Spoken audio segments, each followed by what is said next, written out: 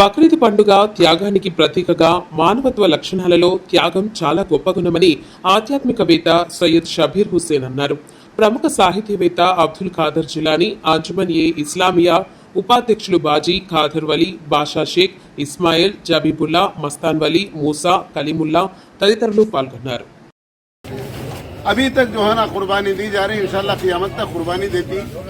कुर्बानी का सवाब ऐसा है कि जो है ना अल्लाह तबारक व तआला यानी खून का खतरा जमीन पर गिरते ही कुर्बानी को कबूल फरमाते हैं।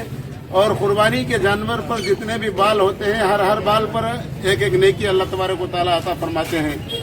इसके अलावा जो है ना कुर्बानी देने के बाद जो है ना 3 हिस्सों में उसको तकसीम कर एक अपने लिए रख लेते हैं, एक जो है ना गरीबों में बांटते हैं, एक अपने दोस्तों रिश्तेदारों में खैरात करते हैं।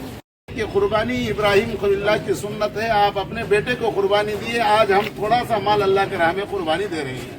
इसलिए आप हजरात से गुजारिश है कि इन बातों पे अमल करने की अल्लाह हमें तौफीक अता फरमाए। आमीन आमीन सुम्मा आमीन व आखिर दावाना अल्हम्दुलिल्लाहि।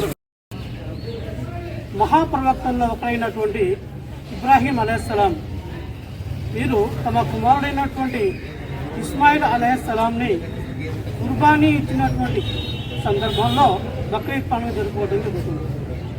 అల్లాహ్ యొక్క ఆజ్ఞ ప్రకారము తన ప్రియమైన ఏకైక కుమారుడైనటువంటి ఇస్మాయిల్ని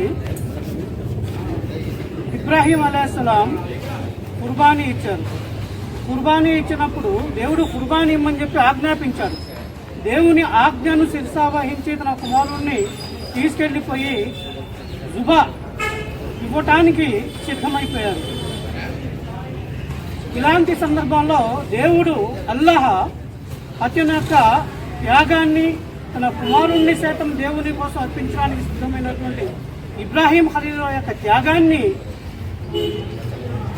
ఒప్పుకొని అంగీకరించి కుమారుణ్ణి కాకుండా ఆ రోజు స్వర్గం నుండి, జన్నత్ నుండి ఒక పొట్టేల్ని పంపించారు. ఆ పొట్టేల్ని జుబా చేయడం ద్వారా ఇస్మాయిల్ అలైహిస్సలాం జుబా ఇవ్వాల్సినటువంటి కార్యము పొట్టేల్ని జుబా ఇవ్వడం ద్వారా జరిగిపోయింది.